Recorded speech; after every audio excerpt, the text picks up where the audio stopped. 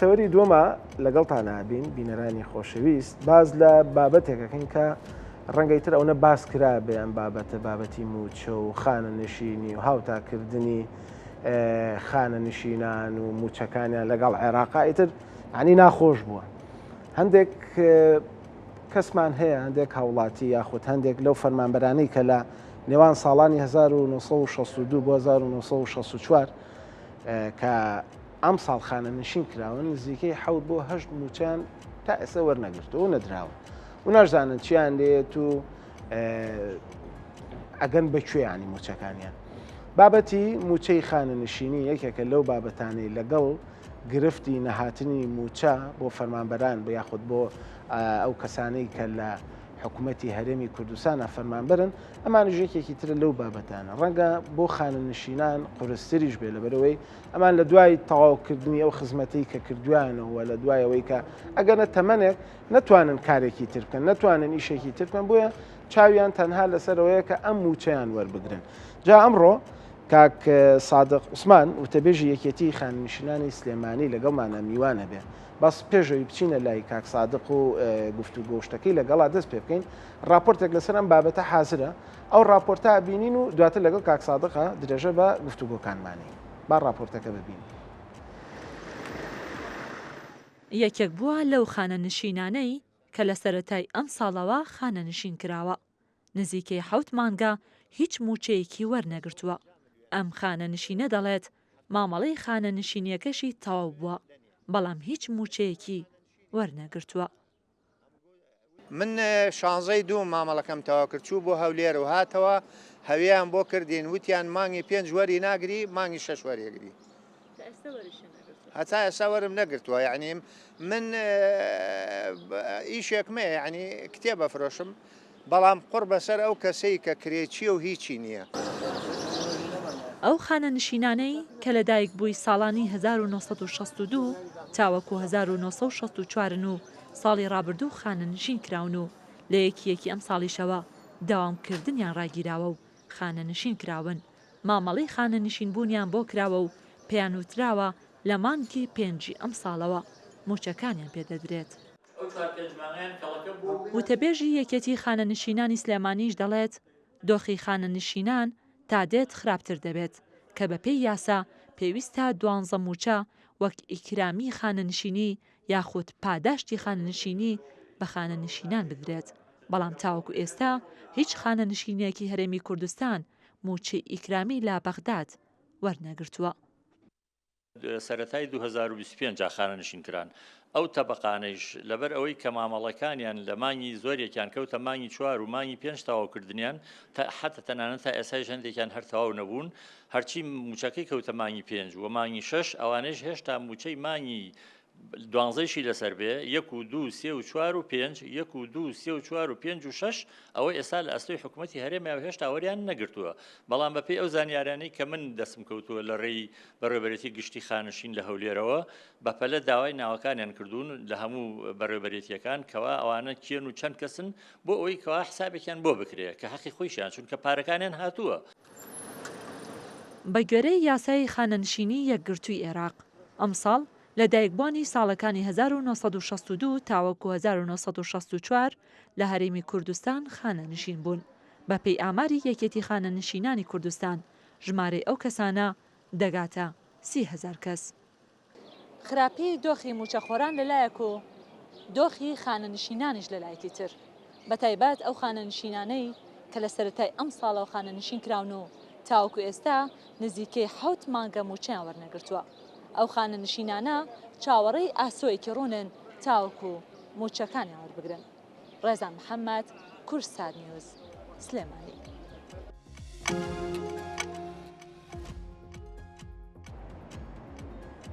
بەڵێ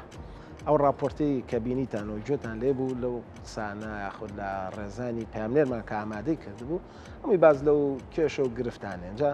کاک سادق ئەم بانێ لە ستۆدیۆ جوابی ئەو پرسیارانەمان هەمی ئەیە تۆ کاک سادق دووبارە بەخێر بێ. دووبارە بەخێراتی هەموو بینەر چاوەڕێ وەڵامی ئەم پرسیارانەمەینەوە وەڵی تر ئەوەی بتوانین و بزانین و پەیوەندی بە ئێمەوە هەبێ چکە ئێمە وەکو خۆتان نەزانن لە فەرمانگە ئەوانە نین ئێمە ڕێکخراوێکین لە دەرەوەی حکوومەت بڵین دیفاعەکەین لە خانەنشینان هەرچی بتوانم بەسەر چاو. لەگەڵ کێشەی موچەیە و نەهاتنی موچە جەنابتان زۆرترین لێدوان و زۆرترین دەرکەوتنتان هەیە و بە تایبەتی لە دوای پرۆسی هاوتاکردنی موچەی خانەنشینانی هەرێمی کوردستان و عێراق. ئەمە بەکوێ گەشتۆ جارە پێش هەموو شتێک. دووهەم ئەم کۆمەڵەی کە خانەنشین کراوە بۆ 8 مانگە ڕوان نزیکە بێت و کە موچیان وەرنەگرتووە. ئەمانە چیان لێت؟ موچەکان وەرەگرن هیچتان بۆ کردوون؟ سەرەتا سوپاس بۆ ئێوە جەنابی پێشەکێکی جوانت نمایش کرد دەربارەی کێشەی خانەنشینان بەداخەوە کە ڕوبەرێکی زۆر لە میدیاکان ئێستا و دەمێکە سەرقاڵن بە باسی خانەنشینانەوە کە نەدەبوو بە هیچ شێوەیە خانەنشینان باسی خانەنشینان بێتە مۆزوع چونکە خانەنشین خۆتەزانی ساڵانێکیان لە خزمەت تەواو کردووە ئیتر کاتی ئیسراحەت و پشودانیانە بەڵام بەداخەوە وەکو ئێستایش ئاماژەت پێکرد دوای ئەوەی کە ئێمە پاش 10 ساڵ و 11 ساڵ ئەتوانم بڵێم لە ئیهمالکردن و پشتگوێخستنی هەرێم بۆ یاسای یەکگرتووی عێراقی واتە یاسای ژمارەی ساڵی 2014 توانیمان لە ڕێی دادگای ئیتیحادیەوە ئەو یاسایە یعنی بسەپێنین کە لە هەرێمیشا پێویستە جێبەجێ بکرێت بەڵام بەداخەوە ئەوەندە گرفت و کێشەی مانگانە و ڕۆژانە دێتە ڕێی خانەنشینان یعنی چێژی ئەو زیادکردنی موچەیە ئەو هاوتاکردنی موچەیە بەڕاستی چێژی بە خانەنشینانەوە دیار نییە بەڵام بەهەرحاڵ تازە لەگەڵ وەزعەکە دەست و پەنجەمان نەرم کردووە گرفتێکی زۆر هەیە دەربارەی خانەنشینان بە تایبەتی ئەو خانەنشینانەی کە لە سەرەتای ئەم ساڵی 2025 یەکی 2025ەوە چوونەتە بازنەی خانەنشینی چونکە تەمەنی خانەنشینی لە عێراقا کرا بە 6 ساڵ و هەرێمیش وەک ئەوەی کە یاساکەی عێراقی جێبەجێ چوە ژێرباری یاسای عێراقی دەبوو ئەو 6 ساڵیە جێبەجێ بکە بۆیە سێ لە دایک بەڵێ سێ مەوالید لە کتوپڕێکدا بەبێ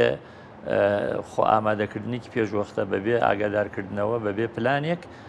چوونە بازنەی خانەنشین 62 تا 64 تا 64 و لە یەکی 2025شەوە ماوەلی 65 لە هەر ڕۆژ و مانگێکە لە دایک بوو بێت لە 65 لەو ڕۆژ و مانگە لە ساڵی 2025 ئەوانیش خانەنشین بووە تاتوانین ئێستا بڵین 4 مەوالید معاملەی خانەنشینیان لە بەردەسایە بۆ دەکرێ و دەبوو بکرایە و تەواو بووایە. باشە کاک سادق هیچ ئامارێکت لای بزانی ژمارەیان چەندە و کەسانی کەم ساڵ خانەنشین و لە یەکی یەکەوە کە ئێستا حەومانگە موچیان وەرنێت. بەڵێ بە تایبەتی ئەو سێ مەوالیدە تەبعاً ئاماری دقیق ورد ئەوە ڕەنگە لە وەزارەتی دارایی هەبێ بە هەرچەندە ئاماری متەزاریب هەیە بەڕاستی بەداخەوە بەڵام یعنی لە سنووری 30,000 کەسان خۆی لە 30,000 کەس زیاتر بوون بەڵام لەبەر ئەوەی کە کەسوکاری پلە یەک و دوی شەهید و بەعزێ تەبەقات و چینی تر کە چەند ساڵێکیان ئەدەنەوە بۆ خزمەت ئەوانیان لێ دەرئەکرێ لەو 30,000 یعنی لە سنووری 30,000 یا شتێک کەمتر لەو سێ مەوالیدە خانەنشین کراون. باشە هیچ کاک سادق بەدواداچوونێکتان نەکرێ بۆچی حەومانگە موچەیان نەدراوە و مامەڵەکانیان تەواو نەکراوە یاخود لەبەرچی ئەم مامەڵانە تەنها لە هەرێمی کوردستان دەکرێ یاخود دەچێتەوە بەختا؟ بڵێ خۆی لە ڕاستیا وەکو لە سەرەتاوە عەرزم کردن بێپلانی ئەم سێ مەوالید بەجارە تەبعاً تۆ لە هەر بۆ نمونەی سا فەرمانگەیەک لەو فەرمانگانە یا بەڕێوەبەرێتیانە بەڕێوەبەرێتی پەروەردەیە بۆ نمونە ژمارەیەکی زۆر خەڵک خانەنشین دەبێت لە پەروەردەکاندا لە وەزارەتی پەروەردە ئەمانە پلانی پێشوەخت نەبووە بۆ ئەوەی کەوا پۆلێن کرێن و هین کرێن لەبەرەوە ناچار هاتن چیان کرد لە سەرەتاوە ماوەلی 62یان مامەڵەکانیان بۆ ناردن بۆ هەرچەنە من ئێستا ئاگام لێ لە عێراق تعلیماتی دەرچووە چەندێکی دەمێکیشەوە دەرچووە ئەڵێ 6 مانگ پێش لەوەی کەسی خانەنشین بوو معاملەی خانەنشینی بۆ بکرێ 6 مانگ پێش لەوە پێویستە دۆسیەکەی حازر کرێ ئەگەر لە هەرێمی کوردستاندا کە بەداخەوە هەموو شتەکان بەو شێوەیە دێ وەکوینەڵێ لە دوای هین بیری خۆمانەکەی بیرمانەکەوێتەوە ئەگەر پلان هەبوایە پێشوەخت دۆسیەکان بۆ حازر کرای بەو شوێ دوانەیەکەوتن بەڵام لەبەرەوەی لە کشەکە لە کتوپڕا بوو و پێشوەختە هیچ ئامادە نەکرابوو لەبەرەوە هاتن مەوالید بە مەوالید لە سەرەتاوە 62 دوایی 63 اینجا 64 ئەمە وای کرد کە مامەڵەکانیان لە فەرمانگەکانی خۆیانەوە دوا بکەوێت تا ئەچێ بۆ بەڕێوەبەرەتی خانشینی کە چوە بەڕێوەبەرەتی خانشین هەرکەس لە شاری خۆیدا ئەو کات پێویست بوو کە ئەوانیش لە بەڕێوەبەرەتی خانشینی و هەمووی بنێرن بۆ بەڕێوەبەرەتی گشتی خانشینی لە هەولێر کە ئەوە لەسەر ئاستی هەموو هەرێمە کە بەداخەوە ئەوە دیسان قۆناغێکی تر دواخست بە تەواتی دوا بەڵام ئێمە زۆر هاوارمان کرد زۆرمان باس کرد زۆرمان هەوڵدا زۆر ڕجامان کرد ئەوە بوو بەڕێز وەزیری دارایی بڕیارێکی دەرکرد کە ئیتر هەر کەس لە شاری خۆیدا مامەڵەکانی بۆ تەواو بکرێت و پێویست نەکا ئللا چەند چینێکی دیاریکرا و تایبەت نەبێ کە پێویستە معاملەکانیان بچێتەوە بەڕێوەبەرەتی خانشینی ئەمە وای کرد کە تەواوکردنی مامەڵەکانیان دوا بکەوێت یعنی خۆی ئوسوڵەن دەبێت لە خلالی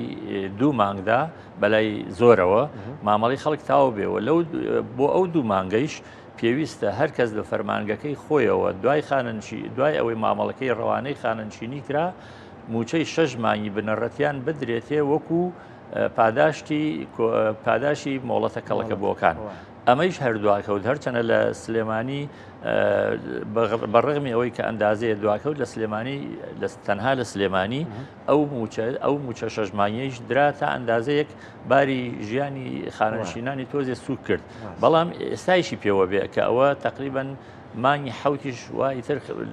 لە عێراق موچەی خانەنشین لە مانگی حوتی شاهی مانگی حوتیشان بۆ بەسراوە لە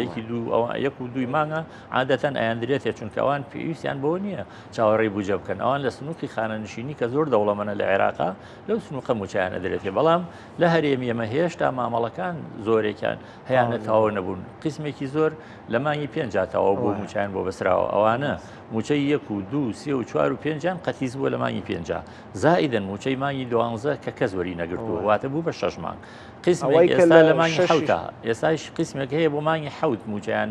نایان چۆتە لیستەوە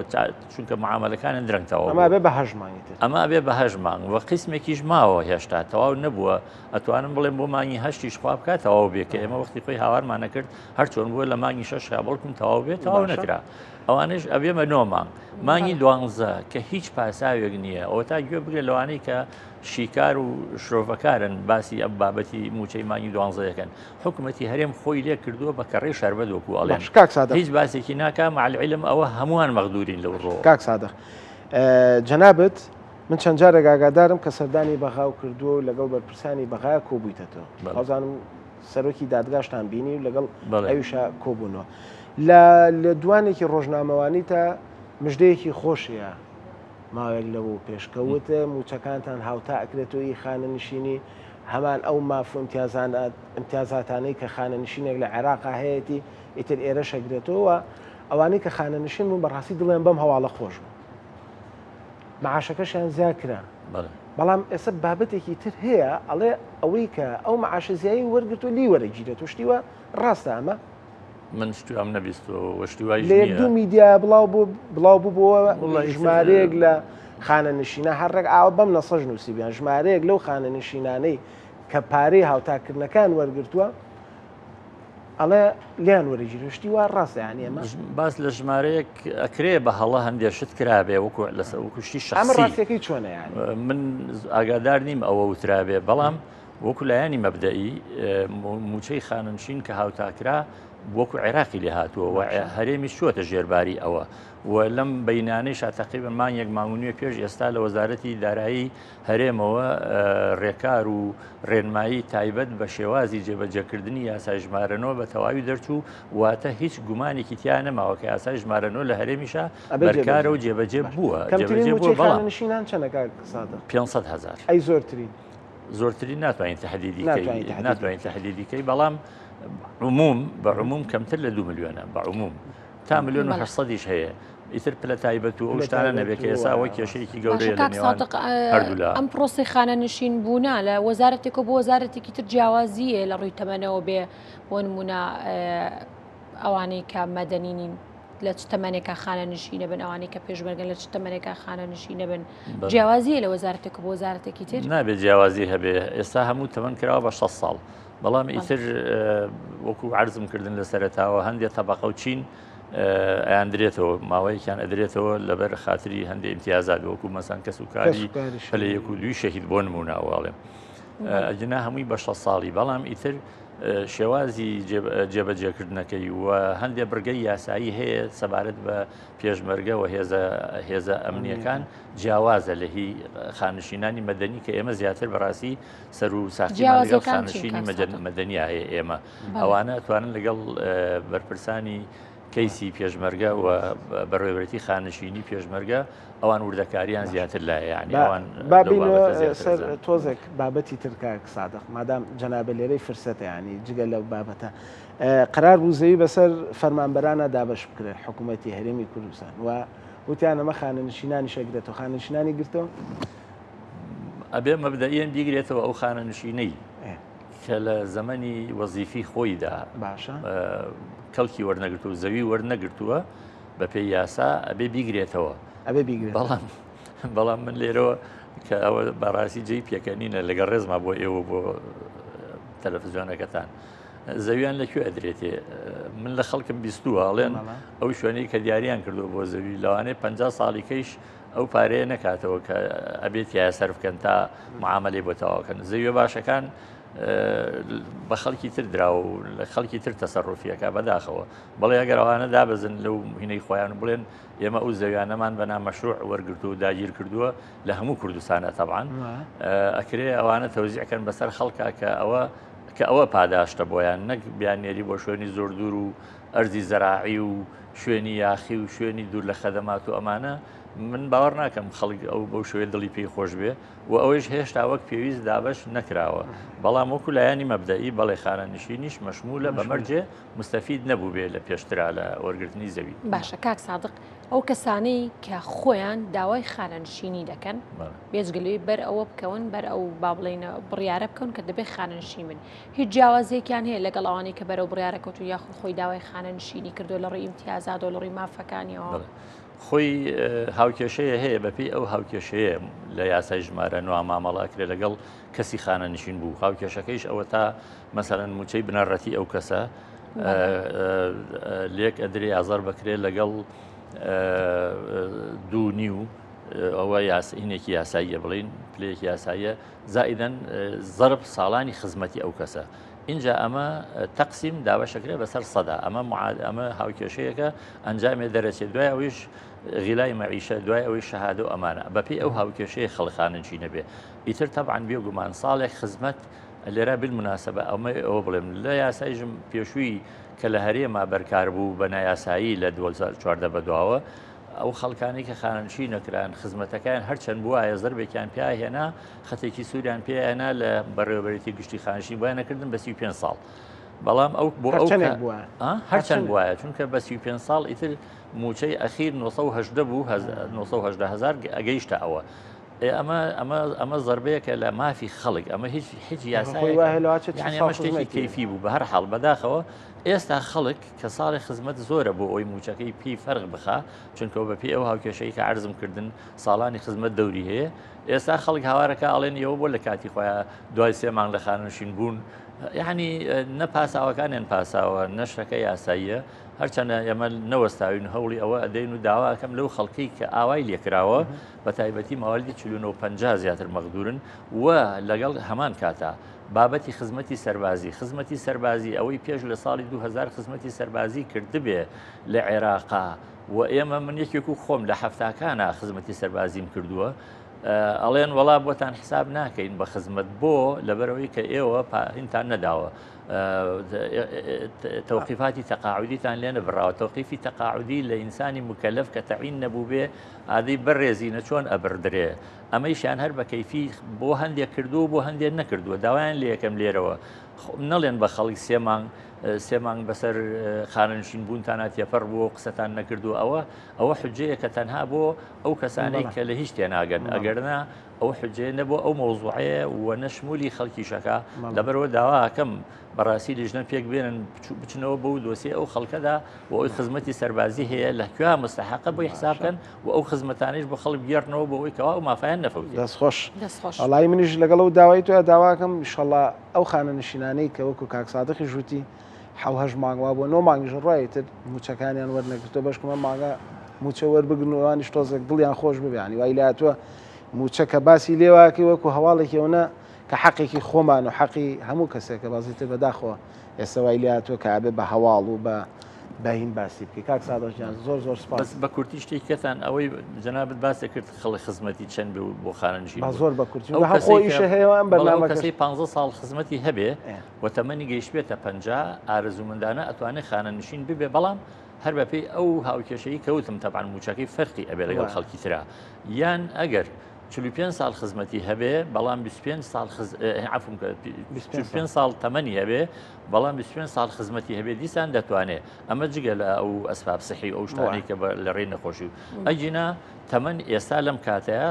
تەمەن گەیشتە 6 ساڵ هەرچەندی هەبوو دەریەکەن لە وەزیفە بەڵام بە 15 و بەرەوژور تەقاوەدی بۆ حسابە لە 15 کەمتر ئەوە بابەتێکی تر و مۆزوعێکی تر دەستەکانە خۆش بە دەست خۆش کاک سادق. زۆر سپاس بۆ کاک